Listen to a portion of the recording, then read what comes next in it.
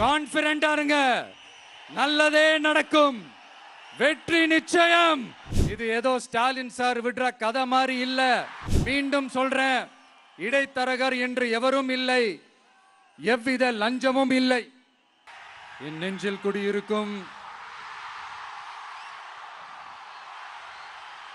கன்னியாகுமரி மக்கள் உங்கள் அனைவருக்கும் என்னுடைய வணக்கம்.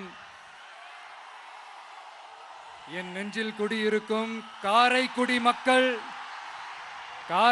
மக்களுக்கும் இந்த நேரத்தில் உங்களுக்கு நான் வணக்கத்தை சொல்லிக்கிறேன். ஏன்னா அன்னைக்கு வந்து பேச முடியாம போச்சு.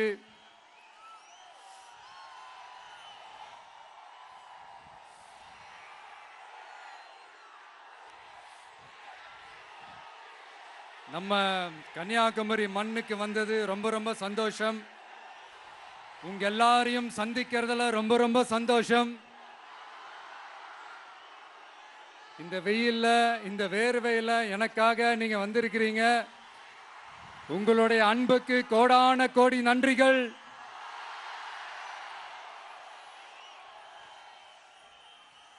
நான் ஒரு சில விஷயங்க நான் கொஞ்சம் அறிவிக்கலான் இருக்கேன். கொஞ்சம் அதை மட்டும் கொஞ்சம் அமைதியா கேட்டீங்கன்னா கொஞ்சம் நல்லா இருக்கும். படிக்கலாமா?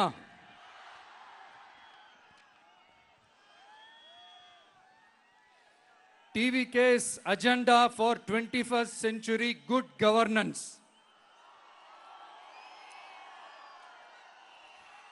லஞ்சம் இல்லாமல் ஒவ்வொருவருக்கும் அரசின் நலத்திட்டம் போய் சேரும். அதற்கென தனியாக ஒவ்வொரு குடும்பத்திற்கு ஆதார் கார்டை போல ஒரு தமிழ்நாடு சிட்டிசன் பிரிவிலேஜ் கார்டு வழங்கப்படும். ஒவ்வொரு குடும்பத்தை பற்றிய அனைத்து தரவுகளும் அதில் இருக்கும். பிறப்பில் இருந்தே ஒவ்வொரு மனிதனுக்கும் அவனுக்கு உரிய திட்ட பலன்கள் போய் சேரும். விண்ணப்பிக்க தேவையில்லை, லஞ்சம் கொடுத்து வேதனை அடைய தேவையில்லை. வீட்டு வாசலுக்கே அரசாங்கத்தின் நலத்திட்டங்கள் வந்து சேரும். AI உதவியுடன் இதற்கான தரவுகள் சாத்தியமாக்கப்படும். இது ஏதோ ஸ்டாலின் சார் விடுற கதை மாதிரி இல்ல.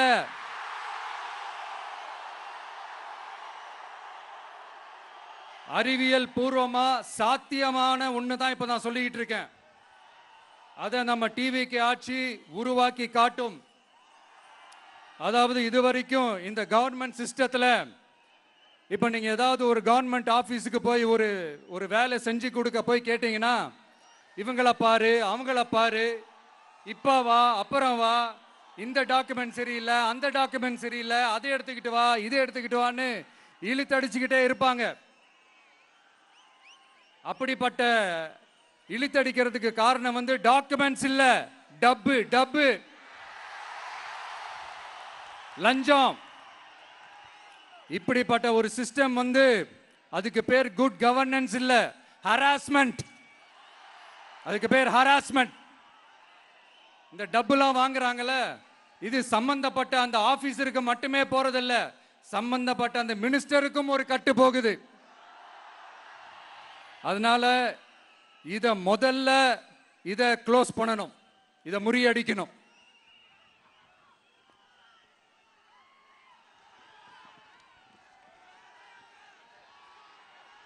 அடுத்தது, நமது அரசு அமைந்த 6 மாதங்களுக்குள் தமிழ்நாடு சேவை உரிமை சட்டம் ரைட்ஸ் டு சர்வீஸ் ஆக்ட் நிறைவேற்றப்படும். வெற்றி தமிழ்நாடு சூப்பர் ஆப் அப்படின்னு ஒன்று உருவாக்கப்படும். அதில் driving licence, ration card, birth certificate, scheme tracking, complaint filing வரை அனைத்தும் உங்கள் உள்ளங்கையிலேயே, உங்கள் மொபைலிலேயே இருக்கும். இதில் எந்த சேவை தாமதமானாலும் அந்த அதிகாரி மீது நடவடிக்கை எடுக்கப்படும். மீண்டும் சொல்றேன், இடைத்தரகர் என்று எவரும் இல்லை, எவ்வித லஞ்சமும் இல்லை. அடுத்தது, Tamil Nadu real time governance dashboard for accountable governance. இன்று தமிழ்நாடு அரசின் பட்ஜெட் வெறும் ஆவணமாக மட்டுமே நமக்கு தெரியும். அதில் ஒவ்வொரு திட்டத்திற்காகவும் ஒதுக்கப்படும் நிதி எங்கே சென்று சேருகிறது, யாரை சென்று சேர்கிறது, அதை பத்தி எதுவுமே நமக்கு தெரியாது. அது ஒரு சிதம்பரம் ரகசியம் போல ஸ்டாலின் சார் ரகசியமாகவே இருக்குது அது. ஆனா நாம அதை மாற்றுவோம்.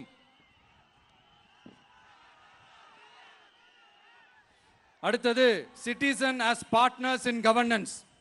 நமது அரசியல் பொதுமக்கள் வெறும் வாக்காளர்களாக மட்டும் இருக்க தேவையில்லை. மாறாக பொதுமக்கள் அனைவரும் அரசின் பங்காளர்களாக இருப்பார்கள்.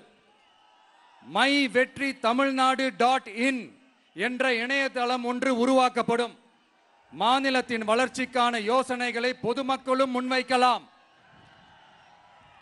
கொள்கை முன்மொழிவுகளுக்கு வாக்களிக்கலாம். அரசு சேவைகளை மதிப்பிடலாம். நிதிநிலை அறிக்கை செலவினங்களை கண்காணிக்கலாம்.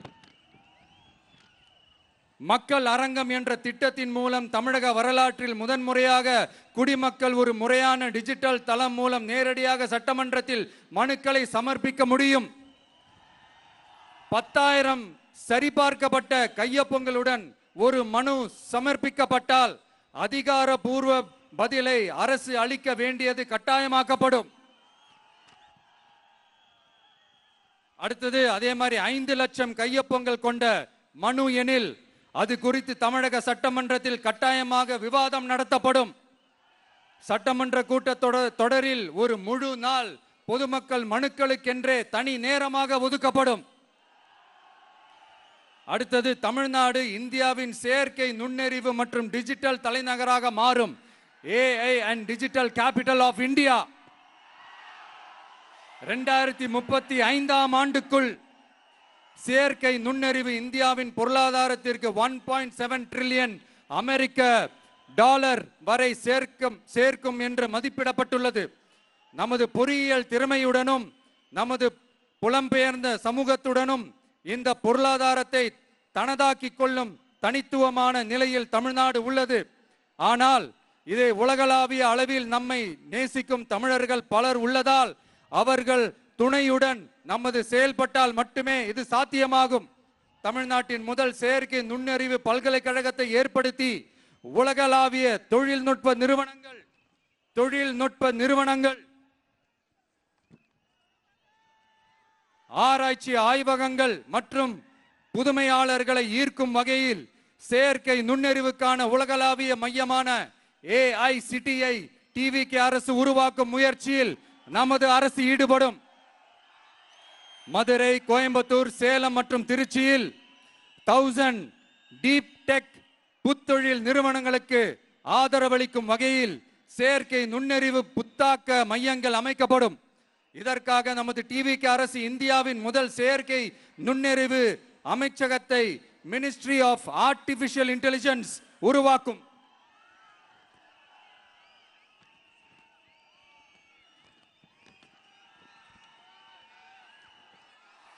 கடைசியாக தமிழ்நாட்டை நிதி ரீதியாக இறையாண்மை, தன்னிறைவு மற்றும் செழிப்புள்ள நாடாக மாற்றுதல். தமிழ்நாட்டுக்கு வருவாய் நன்றாக வருகிறது, ஆனால் அதைவிட அதிகமாக செலவிடப்படுகிறது. நமது மாநிலத்தின் கடன் 10.5 லட்சம் கோடியாக தாண்டியுள்ளது.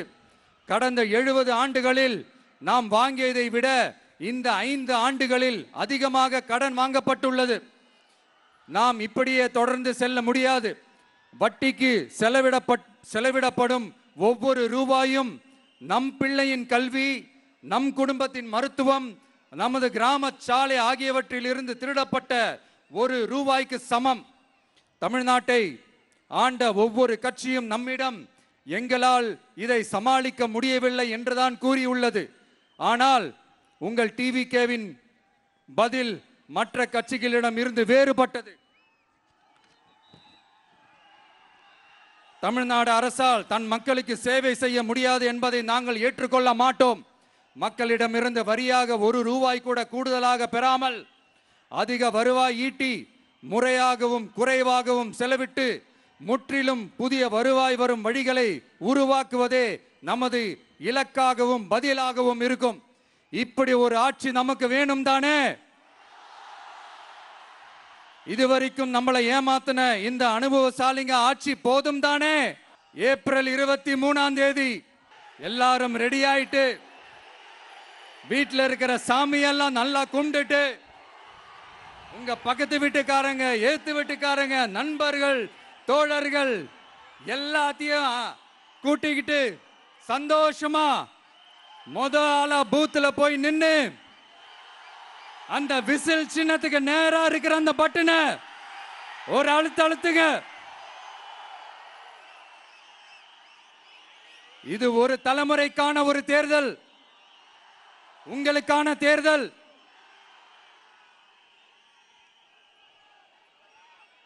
அத்தனை வழிகளையும் தாங்கிக்கிட்டு உங்களுக்காக மட்டுமே வந்திருக்கிறேன். ஒரு நாளும் பொய் சொல்லி உங்களை நான் ஏமாத்த மாட்டேன். இந்த 4 முனை போட்டி, 40 முனை போட்டி, எத்தனை முனை போட்டி, எத்தனை உருட்டினாலும் இங்க 2 முனை போட்டி தான். ஒன்னு டிவிகே, இன்னொன்னு டிஎம்கே. மக்கள் விரோத ஆட்சி நடத்துற ஸ்டாலின் சார் வேணுமா, மக்களை நேசிக்கிற உங்க விஜய் வேணுமா? அவ்வளவுதான் இந்த தேர்தலே. அதனால உங்க பிள்ளைக்கு, உங்க அண்ணனுக்கு, உங்க தம்பிக்கு, உங்க மகனுக்கு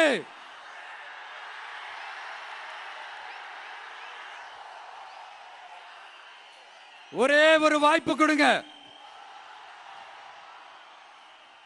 தயவு செஞ்சு விசில் சின்னத்துக்கு ஓட்டு போடுங்க. இது ஒரு விசில் புரட்சி தேர்தலா இருக்கணும்.